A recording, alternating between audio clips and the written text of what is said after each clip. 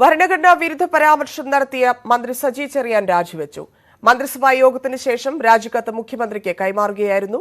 CPM കേന്ദ്ര നേതൃത്വത്തിന്റെ കടുത്ത നിലപാടും കോടതിയിൽ നിന്ന് തിരിച്ചടിയേൽക്കുമെന്ന ആശങ്കയുമാണ് പെട്ടെന്നുള്ള തീരുമാനത്തിന് പിന്നിൽ. ഭരണഘടനാ മൂല്യങ്ങൾ ഉയർത്തിപ്പിടിക്കുന്ന ആളാണ് താനെന്നും പ്രസംഗത്തെ ദുർവ്യാഖ്യാനം ചെയ്യുന്നത് പാർട്ടിയെയും മുന്നണിയെയും പ്രതിരോധത്തിലാക്കുമെന്നതിനാലാണ് രാജിയെന്നും സജി ചെറിയാൻ പറഞ്ഞു. തീരുമാനം സ്വതന്ത്രമാണെന്നും സജി ചെറിയാൻ പറഞ്ഞു.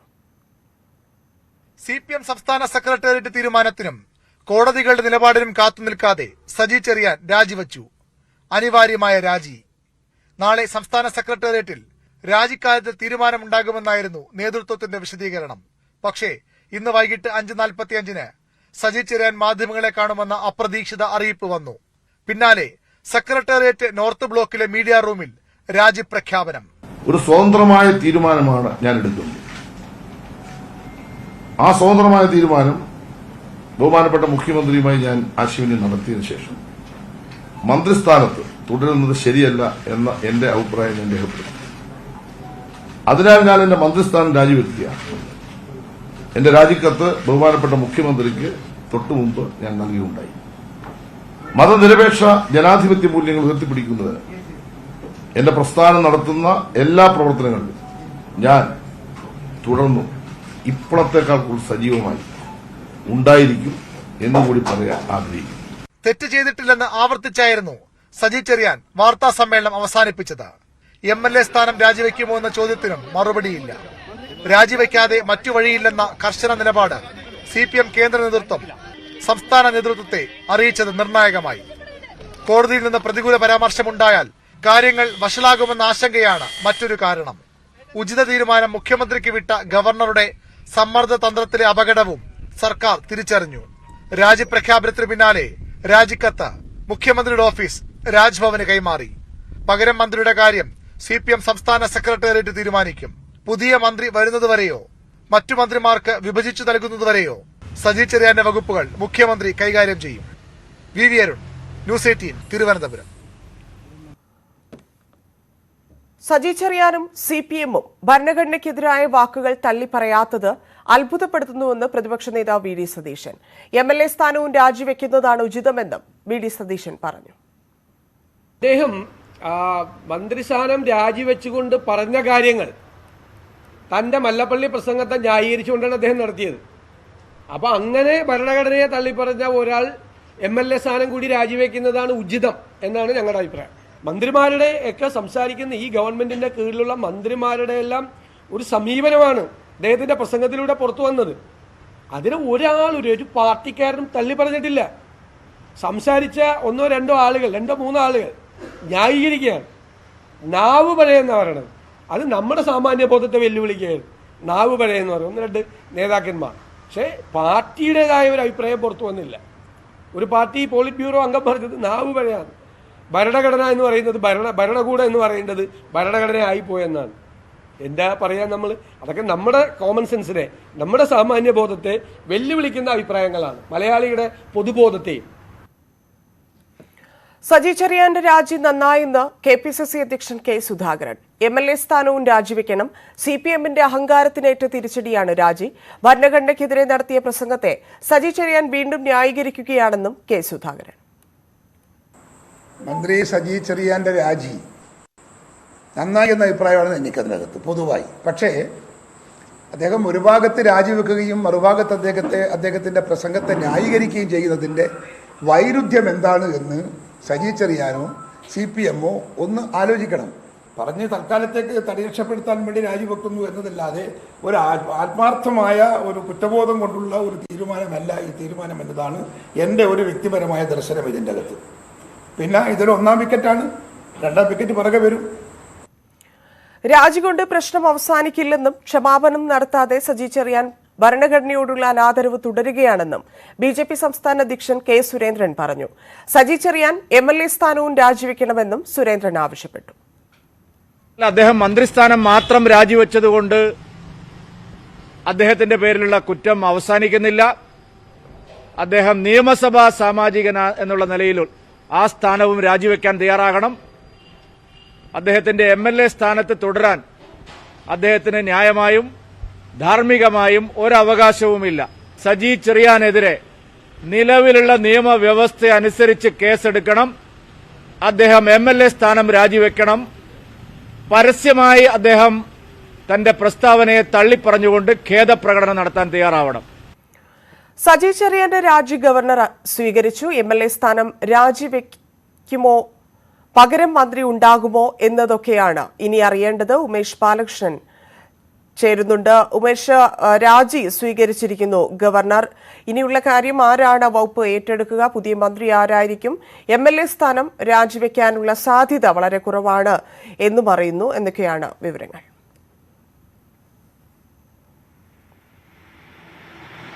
തീർച്ചയായും മറ്റന്നാളാണ് CPM സംസ്ഥാന സെക്രട്ടേറിയറ്റ് ചേരുന്നത്. ഇത് സംബന്ധിച്ച അതായത് വകുപ്പ് പുതിയ മന്ത്രി വേണമോ അതോ മുഖ്യമന്ത്രിയോ മറ്റു മന്ത്രിമാരോ ഈ വകുപ്പ് തുടർന്നും കൈകാര്യം ചെയ്താൽ മതിയോ തുടങ്ങിയ കാര്യങ്ങളെല്ലാം തീരുമാനിക്കുന്നത്. എന്തായാലും ഇത് സംബന്ധിച്ച ചർച്ചകൾ സെക്രട്ടേറിയറ്റിൽ നടക്കും. ഒരുപക്ഷെ ഉടൻ ഒരു മന്ത്രി പകരം ഒരു മന്ത്രി എന്നുള്ളത് ഉടൻ ഉണ്ടാകാനും സാധ്യതയില്ല. എന്തായാലും MLA സ്ഥാനം രാജിവെക്കില്ല. അക്കാര്യത്തിൽ ധാരണ ഒരു പരിധിവരെ ധാരണയായിട്ടുണ്ട്. 2 ദിവസം, അതായത് ഇന്നലെയാണ് ഇത് സംബന്ധിച്ച സജി ചെറിയാന്റെ പ്രസംഗം, വിവാദ പ്രസംഗം ന്യൂസ് 18 പുറത്തുവിടുന്നത്. അതിനുശേഷം നടന്ന നാടകീയമായ രംഗങ്ങൾക്കൊടുവിലാണ് ഇന്ന് അപ്രതീക്ഷിതമായി വൈകിട്ടോടുകൂടി രാജി പ്രഖ്യാപിക്കുന്നത്. രാവിലെ അദ്ദേഹം CPM അവൈലബിൾ സെക്രട്ടേറിയറ്റ് ചേർന്നപ്പോൾ ഒരുപക്ഷെ രാജിയിലേക്ക് പോകും എന്നുള്ള സൂചനയുണ്ടായിരുന്നു. രാജിയിലേക്ക് എന്ന് തന്നെയാണ്, അല്ലെങ്കിൽ രാജിയിലേക്ക് പോകാം എന്നുള്ളൊരു ധാരണയിലേക്ക് തന്നെയായിരുന്നു സെക്രട്ടേറിയറ്റ് കൂടിയത്. പക്ഷേ ഒടുവിൽ സെക്രട്ടേറിയറ്റ് വിഷയങ്ങളെല്ലാം അവൈലബിൾ സെക്രട്ടേറിയറ്റ് ചർച്ച നടത്തിയ ശേഷം മുഖ്യമന്ത്രിയുടെ തീരുമാനത്തിന് വിടുകയായിരുന്നു. അതേസമയം ഒടുവിൽ കോടതിയിൽ നിന്നോ മറ്റോ പരാമർശങ്ങൾ ഉണ്ടായ ശേഷം രാജി മതി എന്നുള്ളൊരു ധാരണയിലേക്ക് കാര്യങ്ങൾ പോകുന്നതിനിടെയാണ് വൈകിട്ട് അദ്ദേഹം വാർത്താ സമ്മേളനം വിളിക്കുകയും തന്റെ പരാമർശത്തെ അദ്ദേഹം തള്ളിയില്ല എങ്കിൽ പോലും തന്റെ പരാമർശത്തെ തുടർന്ന് പാർട്ടി പ്രവർത്തകർക്കും മറ്റും ഉണ്ടായ വിഷമത്തെ തുടർന്ന് താൻ സ്വതന്ത്രമായി ഇത്തരമൊരു തീരുമാനം എടുക്കുന്നു എന്നാണ് രാജി പ്രഖ്യാപിച്ചുകൊണ്ട് സജി ചെറിയാൻ പറഞ്ഞത്. സ്വതന്ത്രമായി താൻ തീരുമാനത്തിലേക്ക് എത്തുന്നു, താൻ രാജിവെക്കുന്നു, മന്ത്രിസ്ഥാനം രാജിവെക്കുന്നു അദ്ദേഹം പറഞ്ഞു. തുടർന്ന് അദ്ദേഹം മുഖ്യമന്ത്രിക്ക് രാജിക്കത്ത് നൽകിയതിനു ശേഷമായിരുന്നു വാർത്താ സമ്മേളനം നടത്തിയതും. എന്തായാലും ആ രാജി ഗവർണറും അംഗീകരിച്ചു കഴിഞ്ഞിരിക്കുന്നു. പ്രധാനമായും 3 കാര്യങ്ങൾ ഇന്നലെയും ഇന്ന് രാവിലെയും വരെ രാജി ഇത്തരത്തിൽ കോടതിയുടെയോ മറ്റോ ഒരു ഇടപെടൽ ഉണ്ടായതിനു ശേഷം മതി എന്നുള്ള ആലോചനകളെല്ലാം ഉണ്ടായിരുന്നു. എന്നാൽ കഴിഞ്ഞ ദിവസം വൈകിട്ട് ഗവർണർ നിലപാട് വ്യക്തമാക്കിയിരുന്നു. സർക്കാർ നിലപാട് അറിയട്ടെ, അതിനുശേഷം തന്റെ നിലപാട് പറയാമെന്നുള്ളത്. സ്വാഭാവികമായി ഈ ഗവർണർ തന്റെ നിലപാട്, അതായത് സർക്കാർ നടപടി എടുത്തില്ല എങ്കിൽ രാജി ആവശ്യപ്പെടുന്ന രീതിയിലേക്ക് ഗവർണർ പോയേക്കും എന്നുള്ളൊരു സൂചനയുണ്ടായിരുന്നു. അതുകൂടാതെ AGയുടെ നിയമോപദേശം തേടിയിരുന്നു. AGയുടെ നിയമോപദേശം ലഭിച്ചത് ഇത്തരത്തിൽ ഈ പരാമർശം എന്തായാലും കോടതിയുടെ ഭാഗത്ത് നിന്ന് പോസിറ്റീവായ ഒരു പരാമർശം ഉണ്ടാകില്ല, അല്ലെങ്കിൽ അത് അംഗീകരിച്ചുകൊണ്ടുള്ള പരാമർശം ഉണ്ടാകില്ല എന്ന് തന്നെയായിരുന്നു. ആ AGയുടെ നിയമോപദേശം ആണ് ഒടുവിൽ ഒരു നാടകീയ രാജിയിലേക്ക് നയിച്ചത് എന്നാണ് വിലയിരുത്തപ്പെടുന്നത്. എന്തായാലും ഒടുവിൽ സജി ചെറിയാൻ രാജിവെച്ചിരിക്കുന്നു. ഏറ്റവും സുപ്രധാന വകുപ്പുകളാണ് സാംസ്കാരികം, സിനിമ, കൂടാതെ ഫിഷറീസ്. നിരവധി മത്സ്യത്തൊഴിലാളി മേഖലയിലെ നിരവധി ജനങ്ങളെ പ്രതിനിധീകരിക്കുന്ന, അല്ലെങ്കിൽ അവരുടെ കാര്യങ്ങൾ നോക്കേണ്ട ഒരു മന്ത്രിയും സാംസ്കാരിക മേഖലയിലടക്കം നിരവധി ഇടപെടലുകൾ നടത്തേണ്ടതും സിനിമ, മറ്റ് ഫിലിം ഫെസ്റ്റുകളടക്കം മുൻകൈയെടുത്ത് നടപ്പാക്കുകയും ചെയ്യേണ്ട മന്ത്രിയായിരുന്നു. ആ ചുമതലയാണ് മന്ത്രി സ്ഥാനം ഒഴിഞ്ഞുകൊണ്ട് അദ്ദേഹം എന്തായാലും ഒഴിഞ്ഞു മാറിയിരിക്കുന്നത്. അദ്ദേഹം രാജി പ്രഖ്യാപിച്ച ശേഷം ഔദ്യോഗിക വാഹനത്തിലല്ല അദ്ദേഹം കവടിയാർ ഹൗസിലേക്ക് മാറിയത്. കവടിയാർ ഹൗസിന് മുന്നിലാണ് ഞാൻ ഇപ്പോഴും ഉള്ളത്. അദ്ദേഹത്തെ കാണാൻ കൂടുതൽ ആളുകളൊന്നും എത്തിയില്ല. ഏകദേശം ഒരു 8:30ക്ക് ശേഷം മുൻ മന്ത്രി കൂടിയായ കടന്നപ്പള്ളി രാമചന്ദ്രൻ എത്തി അദ്ദേഹത്തോട് സംസാരിച്ചു. അതിനുശേഷം ആന്റണി രാജു കവടിയാർ ഹൗസിലെത്തി അദ്ദേഹവുമായി കൂടിക്കാഴ്ച നടത്തി. മറ്റ് കൂടിക്കാഴ്ചകളോ ഒന്നും ഉണ്ടായില്ല. അദ്ദേഹം ഇന്ന് ഇവിടെ തന്നെയാണ്. അദ്ദേഹം എപ്പോൾ ഔദ്യോഗിക വസതി ഒഴിയും, അദ്ദേഹം MLA ഹോസ്റ്റലിലേക്കാണോ മറ്റോ ഏതെങ്കിലും വീട്ടിലേക്കാണോ വാടക വീട്ടിലോ മറ്റോ എടുത്തു മാറുകയാണോ തുടങ്ങിയ കാര്യങ്ങളൊന്നും ഇപ്പോഴും വ്യക്തമല്ല. എന്തായാലും ഇന്ന് കവടിയാർ ഹൗസിൽ അദ്ദേഹമുണ്ട്. നാളെ എന്തായാലും നിയമസഭയിൽ അദ്ദേഹം എത്തുകയും ചെയ്യും. ഇതുവരെ മറ്റ് പ്രതികരണങ്ങൾക്കൊന്നും അദ്ദേഹം തയ്യാറായിട്ടില്ല. ഇത്തരത്തിൽ വാർത്താ സമ്മേളനത്തിന് ശേഷം ഒരു പ്രതികരണത്തിനും അദ്ദേഹം തയ്യാറായിട്ടില്ല. ഒരുപക്ഷെ നാളെ നിയമസഭയിൽ പ്രതിപക്ഷം ഈ വിഷയം എങ്ങനെ ഉന്നയിക്കുമെന്നുള്ളത് നിർണായകമാണ്. പ്രതിപക്ഷം നിലപാട് വ്യക്തമാക്കി കഴിഞ്ഞു. ഇത്തരത്തിൽ സജി ചെറിയാന്റെ മന്ത്രിസ്ഥാനം രാജിവെച്ചതുകൊണ്ട് മാത്രമായില്ല, MLA സ്ഥാനവും രാജിവെക്കേണ്ടതാണ് എന്ന് പ്രതിപക്ഷ നേതാവ് വാർത്താ സമ്മേളനം നടത്തി ആവശ്യപ്പെട്ടിരുന്നു. കേരളം കാണാനിരിക്കുന്ന വലിയ പ്രതിഷേധവും കൂടിയായിരിക്കും. എങ്ങനെയായിരിക്കും പ്രതിപക്ഷം ഇത് സഭയിൽ അവതരിപ്പിക്കുക? തുടർന്നുള്ള പ്രതിഷേധം ഇത്തരത്തിലാകാനാണ് സാധ്യത?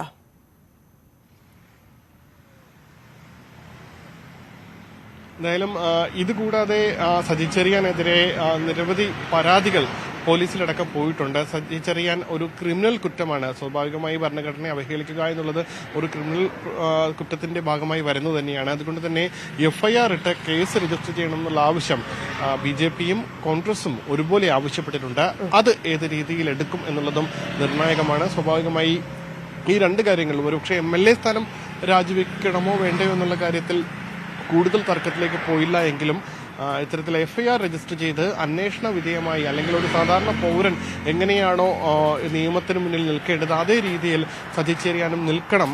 FIR ഇട്ട് അന്വേഷണം നടത്തി അതിൽ കഴമ്പുണ്ടെങ്കിൽ മറ്റു വിചാരണ നടപടികളിലേക്ക് പോവുകയോ അല്ല എങ്കിൽ കേസ് ക്ലോസ് ചെയ്യുകയോ വേണം. എന്നാലും അത്തരത്തിൽ FIR ഇട്ട് ആ നടപടികൾ സജി ചെറിയാൻ ഫേസ് ചെയ്യണം എന്നുള്ള ഒരു ആവശ്യം പ്രതിപക്ഷം സഭയിൽ ഉന്നയിക്കാൻ സാധ്യതയേറെയാണ്. കാരണം അത്തരമൊരു സാധാരണ ഒരു പൗരനുള്ള അതേ അവകാശമേ ഇത്തരത്തിൽ അതേ അവകാശവും അതേ രീതിയിൽ ഒരു കുറ്റം ചെയ്തു കഴിഞ്ഞാൽ അത് ക്രിമിനൽ പ്രൊസീജിയർ പ്രകാരം അതിന്റെ അന്വേഷണം നടക്കണം. അത് കുറ്റമാണെങ്കിൽ അത് വിചാരണ ചെയ്യപ്പെടണം. അതിന് ശിക്ഷ വേണമെങ്കിൽ ശിക്ഷ നടപടികളിലേക്ക് കടക്കണം.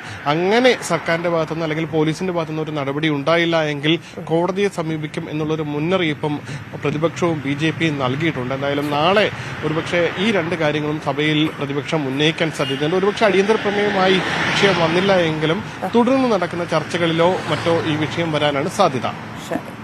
നന്ദി ഉമേഷ്.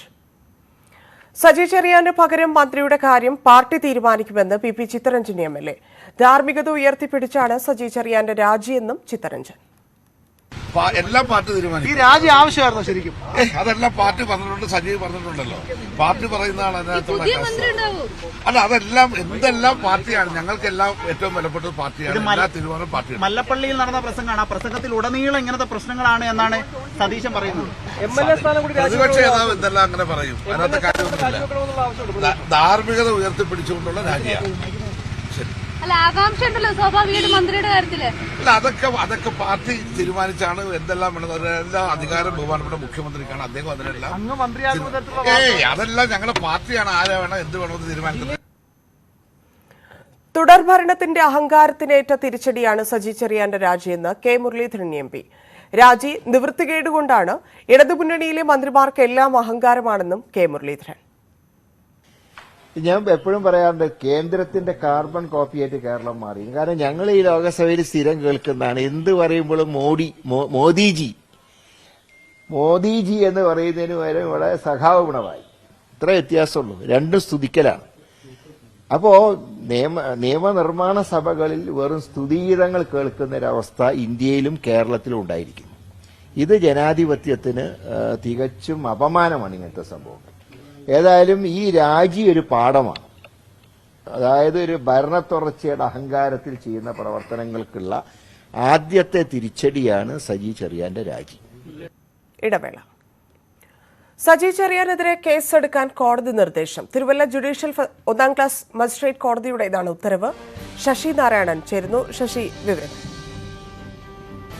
ധന്യ, മന്ത്രി സജി ചെറിയാന്റെ രാജിക്ക് പിന്നാലെയാണ് കൊച്ചി സ്വദേശിയായ അഭിഭാഷകൻ ബൈജു നോയൽ നൽകിയ ഹർജിയുടെ അടിസ്ഥാനത്തിലാണ് ഇപ്പോൾ തിരുവല്ല ജുഡീഷ്യൽ 1ാം ക്ലാസ് മജിസ്ട്രേറ്റ് കോടതി ഉത്തരവിട്ടിരിക്കുന്നത്. കീഴ്വായ്പൂർ SHIക്കാണ് സജി ചെറിയാനെതിരെ കേസെടുക്കാൻ നിർദ്ദേശിച്ചിട്ടുള്ളത്. രാവിലെ ഈ കേസ് അടിയന്തരമായി സ്വഭാവം പരിഗണിച്ചെങ്കിലും പിന്നീട് മാറ്റിവെക്കുകയായിരുന്നു. എന്തായാലും ഈ കേസിന്റെയും മന്ത്രിയുടെ രാജി അടക്കമുള്ള കാര്യങ്ങൾ പരിഗണിച്ചുകൊണ്ടാണ് ഇപ്പോൾ വീണ്ടും കോടതി ഈ സജി ചെറിയാനെതിരെ കേസെടുക്കാൻ നിർദ്ദേശിച്ചിട്ടുള്ളത്. CRPC 156/3 ചട്ടപ്രകാരമാണ് ഇപ്പോൾ കോടതിയുടെ ഉത്തരവ്. എന്തായാലും സജി ചെറിയാനെതിരെ ഈ ഭരണഘടനയുമായി ബന്ധപ്പെട്ടുള്ള അവഹേളനവുമായി ബന്ധപ്പെട്ടുള്ള പരാമർശത്തിൽ കേസെടുക്കാൻ നിർദ്ദേശിച്ചിരിക്കുന്നു. കീഴ്വായ്പൂർ SHIക്കാണ് ഇതുമായി ബന്ധപ്പെട്ട് കോടതി നിർദ്ദേശിച്ചിട്ടുള്ളത്. നന്ദി ശശി. രാജിക്ക് പിന്നാലെ ഔദ്യോഗിക വാഹനം ഉപേക്ഷിച്ച് മറ്റൊരു സർക്കാർ വാഹനത്തിലാണ് സജി ചെറിയാൻ മടങ്ങിയത്.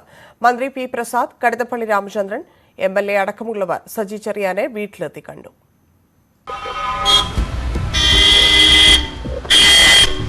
ഒരു വർഷത്തിലധികം കൂട്ടായിരുന്ന 8ാം നമ്പർ ഔദ്യോഗിക വാഹനം ഉപേക്ഷിച്ചാണ് സജി ചെറിയാൻ സെക്രട്ടേറിയറ്റ് പടിയിറങ്ങിയത്. രാജിപ്രഖ്യാപനത്തിന് പിന്നാലെ ആരോടും ഒന്നും മിണ്ടാതെ മറ്റൊരു വാഹനത്തിലേക്ക്.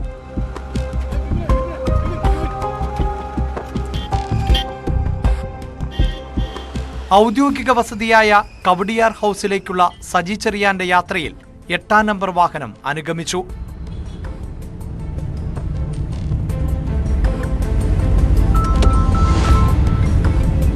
വസതിയിൽ മടങ്ങിയെത്തിയ അച്ഛനെ മക്കൾ കെട്ടിപ്പിടിച്ചാണ് സ്വീകരിച്ചത്. കൃഷിമന്ത്രി പി പ്രസാദ് ആണ് സജി ചെറിയാനെ കാണാൻ ആദ്യം എത്തിയത്.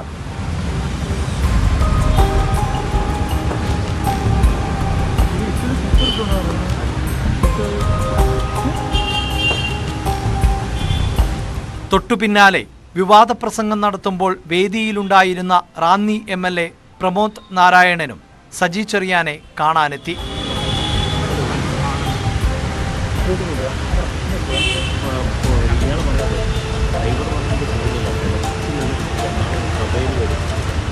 രാമചന്ദ്രൻ കടന്നപ്പള്ളി, N ജയരാജ്, തോമസ് കെ തോമസ് തുടങ്ങിയ MLA-മാരും വീട്ടിലെത്തി. രാജ്യദിനത്തിൽ ചെങ്ങന്നൂരിലെ വീട്ടിലേക്ക് മടങ്ങുമെന്ന അഭ്യൂഹങ്ങൾ ഉണ്ടായിരുന്നുവെങ്കിലും കവടിയാർ ഹൌസിൽ തന്നെ തങ്ങാനായിരുന്നു സജി ചെറിയാന്റെ തീരുമാനം. ന്യൂസ് 18 തിരുവനന്തപുരം. വാക്കുവീഴ്ചയിൽ രാജിവെക്കുന്ന രണ്ടാമത്തെ മന്ത്രിയാണ് സജി ചെറിയാൻ. പഞ്ചാബ് മോഡൽ പ്രസംഗത്തിൽ R ബാലകൃഷ്ണപിള്ള കോടതി പരാമർശത്തെ തുടർന്നാണ് ഒഴിഞ്ഞതെങ്കിൽ സജി ചെറിയാന്റെ വിധി പാർട്ടി തന്നെ എഴുതി. I have spoken to our Kerala leaders. The matter is being discussed and an appropriate action will be taken. CPIM സംസ്ഥാന സെക്രട്ടേറിയറ്റ് അംഗം സജി ചെറിയാന്റെ വിധി ജനറൽ സെക്രട്ടറി തന്നെയാണ് കുറിച്ചത്. രാജിയല്ലാതെ മറ്റൊരു സാധ്യതയും ഇല്ലെന്നു തന്നെയായിരുന്നു ആ വാക്കുകളുടെ അർത്ഥം. G സുധാകരന്റെ കഠിനാധ്വാനവും തോമസ് ഐസക്കിന്റെ തന്ത്രങ്ങളും നിറഞ്ഞു നിന്ന ആലപ്പുഴയിൽ വാക്കുകൾ കൊണ്ടാണ് സജി സ്വന്തം ഇടം പണിതത്. വാക്കുകൾ കൊണ്ട് തന്നെ പടിയിറക്കവും. സജി ചെറിയാനായ ഞാൻ നിയമം വഴി സ്ഥാപിതമായ ഭാരതത്തിൻ്റെ ഭരണഘടനയോട് നിർവ്യാജമായ വിശ്വസ്തതയും കൂറും പുലർത്തുമെന്നും ഭരണഘടനയെ തൊട്ടു ചെയ്ത സത്യം ലംഘിച്ചത് ഭരണഘടനയെക്കുറിച്ചുള്ള വാക്കുകളിലൂടെ. ഇപ്പൊ മനോഹരമായ ഭരണഘടനയാണ് ഇന്ത്യയിൽ എഴുതി വെച്ചിട്ടുള്ളത്. നമ്മളെല്ലാം പറയും രാജ്യത്തെ ഏറ്റവും പ്രധാനപ്പെട്ട, ഞാൻ പറയുന്നത് ഇന്ത്യയിലെ ഏറ്റവും കൂടുതൽ ജനങ്ങളെ കൊള്ളയടിക്കാൻ പറ്റിയ ഭരണഘടന എഴുതി വെച്ചിരിക്കുന്നത്. ബ്രിട്ടീഷുകാരൻ പറഞ്ഞ് തയ്യാറാക്കി കൊടുത്ത ഒരു ഭരണഘടന ഇന്ത്യക്കാരൻ എഴുതി വെച്ചു. അത് ഈ രാജ്യത്ത് 75 വർഷമായി നടപ്പാക്കുന്നതിന്റെ ഫലമായി രാജ്യത്ത് ഏത് ആൾ പ്രസംഗിച്ചാലും ഞാൻ സമ്മതിക്കില്ല. ഈ രാജ്യത്ത് ഏറ്റവും കൊള്ളയടിക്കാൻ പറ്റിയ ഏറ്റവും മനോഹരമായ ഒരു ഭരണഘടന ഇന്ത്യ എഴുതി വെച്ചിട്ടുണ്ട്. ഇതാദ്യമല്ല വാക്കുകൾ തിരിഞ്ഞു കൊത്തുന്നത്. ദത്ത് വിവാദത്തിൽ അനുപമയ്ക്കെതിരെ നടത്തിയ പരാമർശത്തിൽ കേരളമാകെ ഉലഞ്ഞു. പെൺകുട്ടികൾ വളരെ ബോൾഡായിട്ട് ജീവിക്കണമെന്ന് പറഞ്ഞിട്ടുണ്ട്. അവരെ ഞാൻ ബോൾഡായിട്ട് എൻ്റെ മക്കളെ വളർത്തിയതുപോലെ മറ്റു പെൺകുട്ടികളും ബോൾഡായിട്ട് വളരണം. അവർ തെറ്റായ ഒരു സാഹചര്യം ലോകത്തെമ്പാടും വളർന്നു വരുന്നു. ചതിക്കുഴികൾ എപ്പോഴും എല്ലായിടത്തും ഉണ്ട്. ആ ചതിക്കുഴികളിൽ നമ്മുടെ പെൺകുഞ്ഞുങ്ങൾ വീഴരുത്. പ്രളയകാലത്ത് സർക്കാരിനെ തന്നെ പ്രതിരോധത്തിലാക്കി. ജനങ്ങൾ മുങ്ങിമരിക്കുകയാണെന്ന വിലാപം പ്രതിപക്ഷം ആയുധമാക്കി. നമ്മുടെ മണ്ഡലത്തിൽ പമ്പയാർ അക്കരെ ഒരു മൂവാനില്ല, അവിടെ ആരും സഹായിക്കാനില്ല. കേരളത്തിൽ മാത്രമേ പറ്റൂ. അവിടെ 3000 ഒരു 10,000 25,000 പേര് ഇടനാട്ടില്, മംഗലം, പാണ്ടനാട് 10,000 അല്ല 50,000 പേരെങ്കിലും കുടുങ്ങിയിട്ടുണ്ട്. ഒരു 10,000-15,000 ആളുകൾ ഗുരുതരമായ അവസ്ഥയിലാണ്. ആലപ്പുഴയുടെ വിപ്ലവ മണ്ണിൽ എന്നും വേറിട്ട വഴിയിലായിരുന്നു സജി. P കൃഷ്ണപിള്ളയുടെയും VS-ന്റെയും ഗൗരിയമ്മയുടെയുമെല്ലാം കുട്ടനാടൻ പാരമ്പര്യം കണ്ട ആലപ്പുഴയിൽ ചെങ്ങന്നൂർ ശൈലിയും ഭാഷയുമാണ് വളർന്നത്. DYFI ജില്ലാ പ്രസിഡന്റായി ജനശ്രദ്ധയിലേക്ക്. G സുധാകരൻ അടക്കി ഭരിച്ച ജില്ലയിൽ പിന്നെ പാർട്ടി സെക്രട്ടറി. സുധാകരനും തോമസ് ഐസക്കും ഒന്നിച്ചൊഴിഞ്ഞപ്പോൾ മന്ത്രി. കോടതിക്കെതിരെ പറഞ്ഞ EMS-ഉം പാലൊളി മുഹമ്മദ് കുട്ടിയും നടപടി നേരിട്ടിട്ടുണ്ട്. ഫെഡറൽ സംവിധാനത്തെ വിമർശിച്ച R ബാലകൃഷ്ണപിള്ളയ്ക്ക് രാജിവെക്കേണ്ടിയും വന്നു. പക്ഷേ ഭരണഘടന തന്നെ അസാധുവാക്കുന്ന വാക്കുകൊണ്ട് പുറത്തേക്ക് പോകേണ്ടി വരുന്ന ആദ്യത്തെ മന്ത്രി മറ്റാരുമല്ല. ഒരു സ്വതന്ത്രമായ തീരുമാനമാണ് ഞാൻ എടുക്കുന്നത്. ആ സ്വതന്ത്രമായ തീരുമാനം ബഹുമാനപ്പെട്ട മുഖ്യമന്ത്രിയുമായി ഞാൻ ആശയവിനിമയം നടത്തിയതിനു ശേഷം മന്ത്രിസ്ഥാനത്ത് തുടരുന്നത് ശരിയല്ല എന്ന എന്റെ അഭിപ്രായം ഞാൻ രേഖപ്പെടുത്തി. എന്റെ പ്രസ്ഥാനം നടത്തുന്ന എല്ലാ പ്രവർത്തനങ്ങളിലും ഞാൻ തുടർന്നു ഇപ്പോഴത്തേക്കാൾ കൂടുതൽ സജീവമായി ഉണ്ടായിരിക്കും എന്നുകൂടി പറയാൻ ആഗ്രഹിക്കുന്നു. News desk, news 18. ഇന്നലെ രാവിലെ 10 മണിക്കാണ് സജി ചെറിയാന്റെ വിവാദ പ്രസംഗം ന്യൂസ് 18 റിപ്പോർട്ട് ചെയ്തത്. പിന്നാലെ മറ്റു മാധ്യമങ്ങൾ ന്യൂസ് 18 നൽകിയ വാർത്ത ഏറ്റെടുത്തു. വാർത്ത വന്ന വഴി എങ്ങനെയെന്ന് നോക്കാം. സോഷ്യൽ മീഡിയ പരതുമ്പോൾ വളരെ പ്രധാനപ്പെട്ട മന്ത്രി സജി ചെറിയാൻ ഈ മല്ലപ്പള്ളി ഏരിയ കമ്മിറ്റിയുടെ പ്രതിവാര രാഷ്ട്രീയ സംവാദ പരിപാടി അതിൻ്റെ 100ാം എപ്പിസോഡാണ്. ഈ 100ാം എപ്പിസോഡാണ് ഈ കഴിഞ്ഞ 3-ാം തീയതി ഞായറാഴ്ച മല്ലപ്പള്ളിയിൽ വെച്ച് നടന്നത്. മാത്യു തോമസ് MLA ഉണ്ടായിരുന്നു. ഒപ്പം മറ്റ് 2 MLAമാർ കൂടി ഈ പരിപാടി അദ്ദേഹത്തോടൊപ്പം പങ്കെടുത്തിരുന്നു. ഈ പരിപാടിയുടെ പ്രസംഗം അതൊരു 10-40 മിനിറ്റുണ്ട്. ഈ പ്രസംഗം ഞാനൊന്ന് മൊത്തത്തിലൊന്ന് കേട്ടു നോക്കിയപ്പോൾ അതിൻ്റെ 30ാമത്തെ മിനിറ്റിൽ അദ്ദേഹം ചില പ്രധാനപ്പെട്ട പരാമർശങ്ങൾ നടത്തുന്നു. അതും അദ്ദേഹം എടുത്തു പറയുന്നത് ഈ ഇന്ത്യൻ ഭരണഘടന ജനങ്ങളെ കൊള്ളയടിക്കുന്നതും ചൂഷണത്തെ അംഗീകരിക്കുന്നതുമാണ്. ചൂഷണത്തെ നമ്മൾ ഈ ജനങ്ങളെല്ലാം കേട്ട വാക്കാണ്. ഇന്ത്യൻ ഭരണഘടന ജനങ്ങളെ കൊള്ളയടിക്കുന്നതും ചൂഷണത്തെ അംഗീകരിക്കുന്നതുമാണ്. ആ രീതിയിൽ ഒരു പരാമർശം വന്നപ്പോൾ ആ വാർത്തയുടെ ഒരു ഗൗരവം എനിക്ക് മനസ്സിലായി. ഞാൻ നമ്മുടെ എഡിറ്റോറിയൽ ടീമുമായിട്ട് ആ വാർത്ത ചർച്ച ചെയ്യുകയും നമ്മുടെ ഔട്ട്പുട്ട് എഡിറ്റർ അടക്കം ഈ വിഷയം അതൊരു വാർത്തയാണ്, അത് നമ്മൾ കൊടുക്കേണ്ടതാണ് എന്ന് ഒരു അല്പസമയം അതിൻ്റെ അരമണിക്കൂർ എടുത്ത് നമ്മൾ ആലോചിക്കുകയും തുടർന്ന് 9:50 ഈ വാർത്ത നമ്മൾ ബ്രേക്ക് ചെയ്യുകയാണ് ചെയ്തത്. 10 മണിക്ക് നമ്മളിത് ചർച്ചയിലേക്ക് കയറുകയാണ്. ഈ വിഷയവുമായി ബന്ധപ്പെട്ട് നമ്മൾ ആദ്യത്തെ ഹെഡ്ലൈനായിട്ട് കൊടുക്കുന്നു, പിന്നീട് നമ്മൾ ചർച്ചയിലേക്ക് കടക്കുന്നു. നമ്മൾ നിഷ്പക്ഷമായി തന്നെയാണ് ഈ വാർത്ത കൈകാര്യം ചെയ്തത്. കാരണം CPMന്റെ പ്രതിനിധികളെ അവിടുത്തെ ജില്ലാ സെക്രട്ടറി ഉദയഭാനു അടക്കം സനൽകുമാർ എന്ന അവിടുത്തെ ജില്ലാ കമ്മിറ്റി അംഗമടക്കമുള്ള 2 പേരെ വിളിച്ചിരുന്നു. ഇവർ 2 പേരും ഈ പരിപാടിയിൽ പങ്കെടുത്തവരുമാണ്.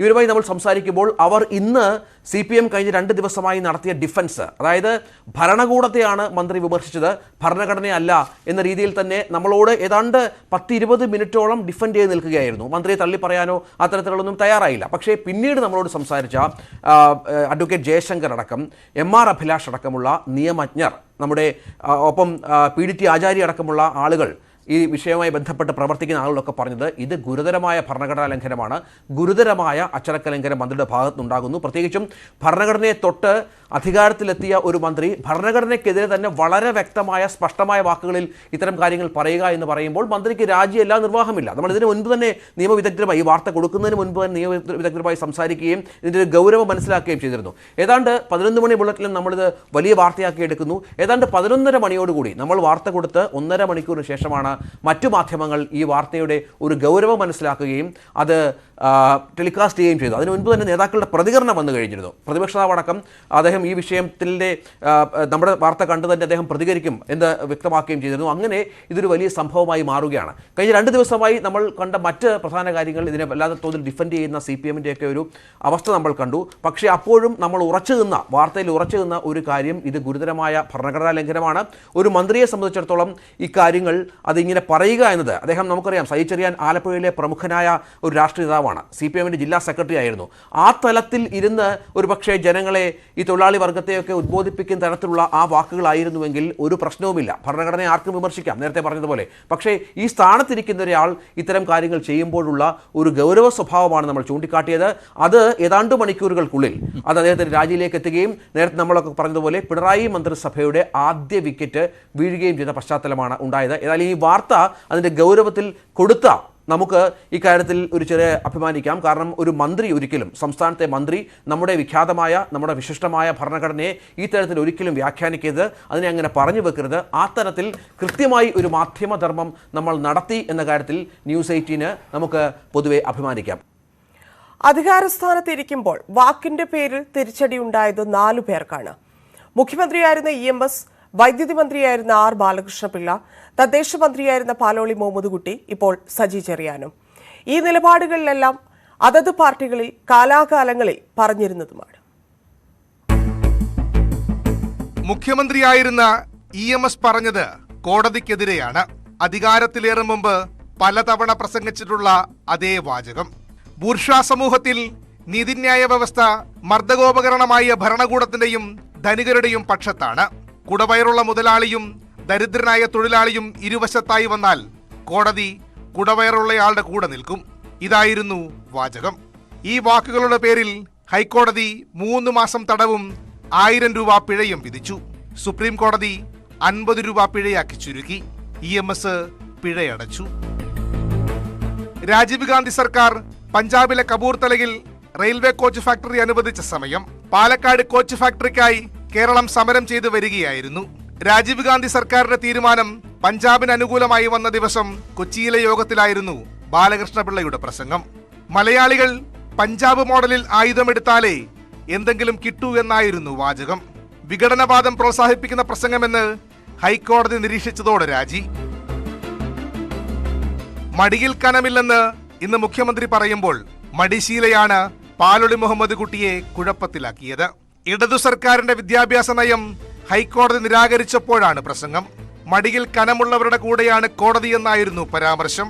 കോടതിയലക്ഷ്യ കേസിൽ മാപ്പ് പറഞ്ഞ് പാലൊളി നടപടിയിൽ നിന്നൊഴിഞ്ഞു. പൊതുപ്രസംഗത്തിന്റെ പേരിലല്ലെങ്കിലും ഒരു വാക്കുകൊണ്ട് രാജിവെക്കേണ്ടി വന്നിട്ടുണ്ട് കെ കരുണാകരനും. രാജൻ കസ്റ്റഡിയിലുണ്ടെന്ന് ഈശ്വരവാര്യരോട് പറഞ്ഞ കരുണാകരൻ കോടതിയിൽ കേസെത്തിയപ്പോൾ തിരുത്തി. കസ്റ്റഡിയിൽ എടുത്തില്ല എന്നായിരുന്നു സത്യവാങ്മൂലം. മുഖ്യമന്ത്രിയുടേത് നുണവാങ്മൂലമാണെന്ന കോടതിയുടെ ഒറ്റ വാക്കിൽ രാജിവെച്ചിറങ്ങേണ്ടി വന്നു കരുണാകരന്. News desk, news 18. PT ഉഷയും ഇളയരാജയും രാജ്യസഭയിലേക്ക്. ഒളിമ്പ്യൻ PT ഉഷയെയും സംഗീത സംവിധായകൻ ഇളയരാജയെയും രാജ്യസഭയിലേക്ക് നോമിനേറ്റ് ചെയ്തു. വീരേന്ദ്ര ഹെഗ്ഡെയും വിജയേന്ദ്ര പ്രസാദും അടക്കം 4 പേരാണ് ദക്ഷിണേന്ത്യയിൽ നിന്ന് നോമിനേറ്റ് ചെയ്യപ്പെട്ടത്. ഇന്ത്യയിലെ എക്കാലത്തെയും കായിക പ്രതിഭകളിൽ ഒരാളായ PT ഉഷ രാജ്യസഭയുടെ ഭാഗമാകുന്നതിൽ സന്തോഷമുണ്ടെന്ന് പ്രധാനമന്ത്രി നരേന്ദ്രമോദി ട്വീറ്റ് ചെയ്തു.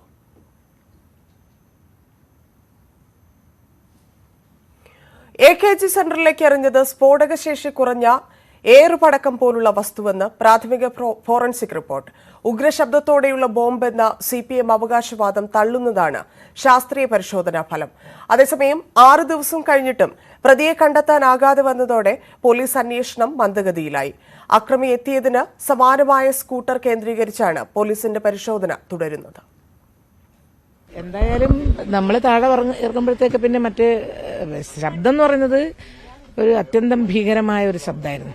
അത് ഞാൻ തൊട്ട് ഇവിടെയാണ്, ഈ മുറിയിലെ ഇതിന്റെ മുറിയിലാണ്. ആക്രമണ സമയത്ത് AKG സെന്ററിലുണ്ടായിരുന്ന PK ശ്രീമതി പറഞ്ഞതുപോലെ നടന്നത് ബോംബാക്രമണം എന്നായിരുന്നു ഇടത് കേന്ദ്രങ്ങൾ വിശേഷിപ്പിച്ചിരുന്നത്. എന്നാൽ വലിയ ശബ്ദമോ നാശമോ വിതയ്ക്കാൻ സാധിക്കാത്ത ഏറുപടക്കം പോലുള്ള സ്ഫോടക വസ്തുവാണ് എറിഞ്ഞത് എന്നാണ് ഫോറൻസിക് റിപ്പോർട്ട്. സംഭവസ്ഥലത്ത് നിന്ന് കണ്ടെടുത്ത അവശിഷ്ടങ്ങളിൽ ഉള്ളത് പൊട്ടാസ്യം ക്ലോറൈറ്റ്, അലൂമിനിയം പൗഡർ എന്നിവയാണ്. വീര്യം കുറഞ്ഞ സ്ഫോടക വസ്തുക്കൾ ഉണ്ടാക്കാനാണ് ഇവ ഉപയോഗിക്കുന്നത്. വീര്യം കൂട്ടുന്ന രാസവസ്തുക്കളൊന്നും ലഭിച്ചില്ലെന്നും റിപ്പോർട്ടിൽ പറയുന്നു. അതേസമയം ആക്രമണം നടന്ന ഒരാഴ്ചയാകുമ്പോഴും പ്രതിയാര് എന്ന ചോദ്യത്തിന് പോലീസിന് ഉത്തരമില്ല. നിയമസഭയിലെ അടിയന്തര പ്രമേയ ചർച്ചയിൽ മുഖ്യമന്ത്രി അന്വേഷണത്തെ പിന്തുണച്ചതോടെ അന്വേഷണത്തിൽ ആദ്യം ഉണ്ടായിരുന്ന വേഗം അല്പം കുറഞ്ഞു. CCTV ദൃശ്യങ്ങളിലൂടെ പ്രതിയെ തിരിച്ചറിയാമെന്ന പ്രതീക്ഷ പോലീസ് കൈവിട്ടു. പകരം അക്രമി വന്ന മോഡൽ സ്കൂട്ടറായി അന്വേഷണം. സമാന മോഡൽ സ്കൂട്ടറിൽ അന്നേ ദിവസം AKG സെന്റർ പരിസരത്ത് വന്നവരെയെല്ലാം കണ്ടെത്തുകയാണ് അടുത്ത ലക്ഷ്യം. 2000-ഓളം സ്കൂട്ടർ വരുമെന്ന് പോലീസ് തന്നെ പറയുന്നു. ഇതോടെ യഥാർത്ഥ പ്രതി നാടുവിട്ടാലും അന്നേ ദിവസം സ്കൂട്ടറുമായി AKG സെന്ററിന്റെ പരിസരത്ത് പോയവർ പോലീസ് സ്റ്റേഷനിൽ കയറിയിറങ്ങേണ്ട അവസ്ഥയായി.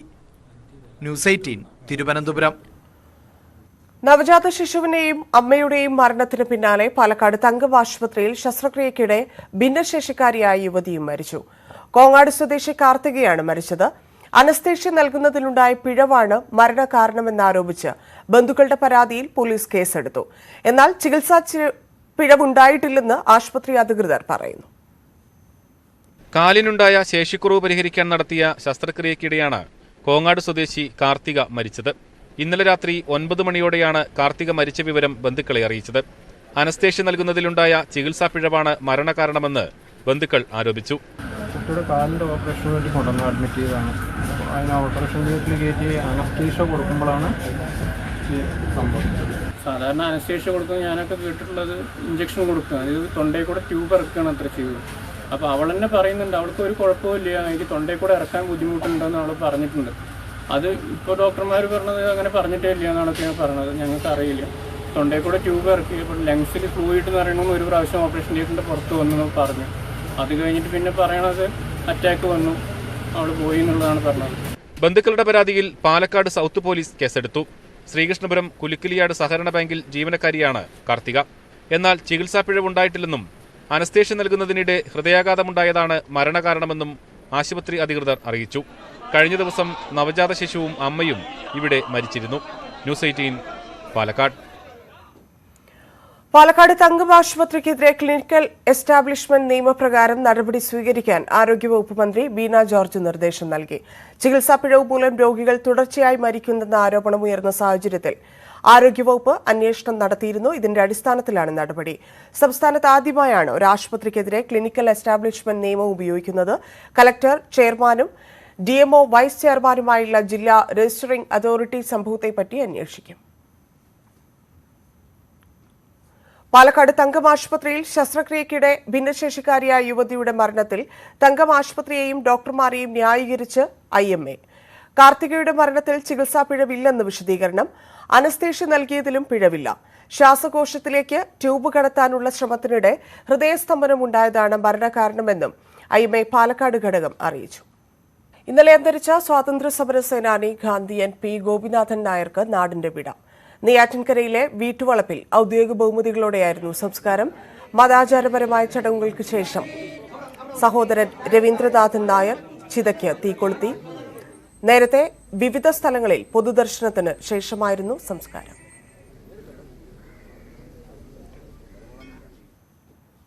ബോബി ചെമ്മണ്ണൂർ ഇന്റർനാഷണൽ ജ്വല്ലേഴ്സിന്റെ പുതിയ ഷോറൂം പാലക്കാട് വടക്കഞ്ചേരിയിൽ പ്രവർത്തനം ആരംഭിച്ചു. ചെയർമാനും മാനേജിംഗ് ഡയറക്ടറുമായ ഡോക്ടർ ബോബി ചെമ്മണ്ണൂർ ഉദ്ഘാടനം നിർവഹിച്ചു. ഡയമണ്ട് ആഭരണങ്ങളുടെ സെക്ഷൻ ആലത്തൂർ MP രമ്യ ഹരിദാസ് ഉദ്ഘാടനം ചെയ്തു. സ്വർണം, ഡയമണ്ട് ആഭരണങ്ങളുടെ വിപുലമായ ശേഖരമാണ് പുതിയ ഷോറൂമിൽ ഒരുക്കിയിരിക്കുന്നതെന്ന് ഉടമകൾ പറഞ്ഞു. ലിസി സുരേഷ്, അനിത പോൾസൺ, PT രജനി, സുമിത ഷെയ്ർ തുടങ്ങിയവർ ചടങ്ങിൽ പങ്കെടുത്തു. വാർത്താ ബുള്ളറ്റിൻ പൂർണ്ണമാവുന്നു. നമസ്കാരം.